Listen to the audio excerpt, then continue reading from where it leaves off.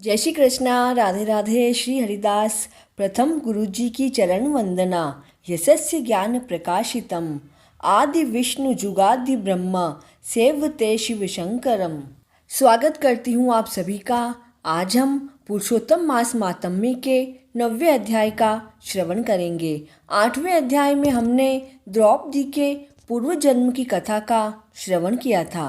आज के इस अध्याय में दुर्वासा मुनि व ऋषि कन्या की कथा का श्रवण करेंगे। सूत जी कहने लगे कि इसके बाद नारद जी विस्मय युक्त होकर मेधावी ऋषि की कन्या का वृत्तांत पूछने लगे। नारद जी ने पूछा, हे प्रभु, फिर उस ऋषि कन्या ने वन में क्या किया? क्या किसी ऋषि ने उसके साथ विवाह किया? तब नारायण कहने लगे, इस कन्या ने दुख के साथ अपने पिता का स्मरण करते हुए शोक करते हुए कई वर्ष बीत गए। उस सूने आश्रम में उसकी दशा ऐसी हो रही थी जैसे अपने झुंड से बिछड़ने पर एक हिरणी की हो जाती है।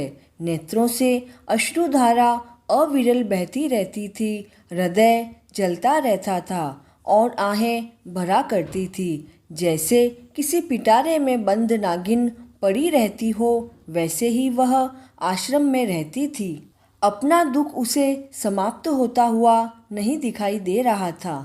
भाग्यवश एक दिन उस वन में अपनी इच्छा से विचरण करते हुए महाकोप वाले दुर्वासा मुनि आ गए, जिनको देखने मात्र से ही इंद्र थरथर कांपते हैं। ऐसे जटाजूट धारण किए जैसे मानो साक्षात शिव प्रभु ही हो।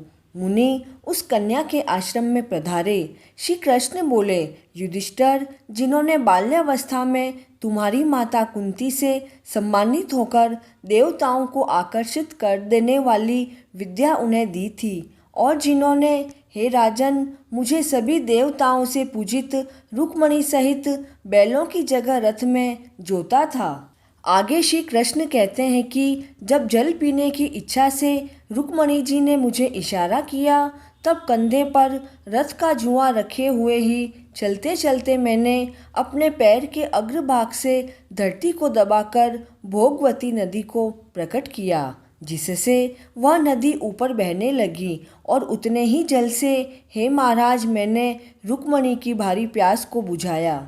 यह देखकर मुनि दुर्वासा को उसी क्षण भयंकर क्रोध उत्पन्न हुआ, और प्रलय की अग्नि के समान उठकर क्रोधित ऋषि ने मुझे श्राप दिया कि अरे कृष्ण, तुमने रुक्मणी अत्यंत प्रिय है, तुमने उसके प्रेम के कारण अपना महत्व दिखाते हुए मेरा निरादर किया है और उसे पानी पिलाया है, इसलिए तुम दोनों में वियोग अवश्य होगा। हे युधिष्ठिर, ऐसा श्राप उन्होंने मुझे दिया था। अनेक तीर्थों के जल से भीगी जटाओं से भूषित ऐसे मुनि को देखकर कुमारी शोक सागर से निकलकर खड़ी हो गई। धीरज धारण करके मुनि के चरण कमलों में नमस्कार किया। नमस्कार करके मुनि को अपने आश्रम में लेकर आई। अर्घ्य, पाद्य और वन के नाना प्रकार के फलों से आदर करके मुनि का पूजन किया।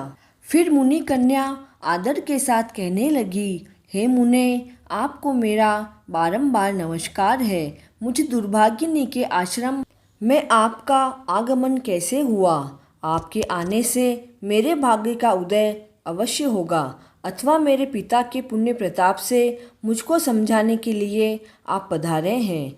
आप जैसे महात्माओं के तीर्थ रूपी पावों के रजकण को स्पर्श करके मेरा जन्म सफल हो गया है। जो आप जैसे महात्माओं का मुझको दर्शन हुआ है।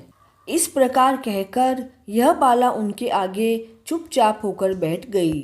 तब दुर्वासा मुनि कुछ हंसकर बोले, धन्य धन्य है ब्राह्मण पुत्री, तुमने अपने पिता के कुल का उद्धार कर दिया। कन्या बोली, हे मुनि, आपके वचनों को सुनकर मेरा दुख दूर हो गया। हे मुने, आप कृपा करके ऐसा उपाय बताएं जिससे मेरा दुख दूर हो सके। मैं दुख शोक की अग्नि की ज्वाला से जल रही हूँ। इस अग्नि को आप शीघ्र बुझाओ। मेरे हर्ष उपजाने वाला और कोई नहीं दिखाई देता है। मुझको धैर्य देने वाली ना तो मेरी माता है, ना पिता है, और न ही भाई है। मैं दुख पीड़ित किस प्रकार जीवन का निर्वाह करूं? जिस दिशा को देखती हूँ वहीं मुझे अंधकार दिखाई देता है। अतः हे तपोनिधे, मेरे दुख को दूर करने का उपाय बताइए। ऐसा कहकर वह बाला उनके आगे बैठ गई। दुर्वासा मुनि उसके उपाय के बारे में सोचने लगे। श्री नारायण कहने लगे, हे नारद, इस प्रकार मुनि कन्या के वचनों को सुनकर मुनि दुर्वासा विचार कर अत्यंत कृपा करके इस बाला को देखकर कुछ हितकारक वचन बोले। पुरुषोत्तम मास माहात्म्य का 9वां अध्याय पूर्ण हुआ। जय श्री कृष्णा।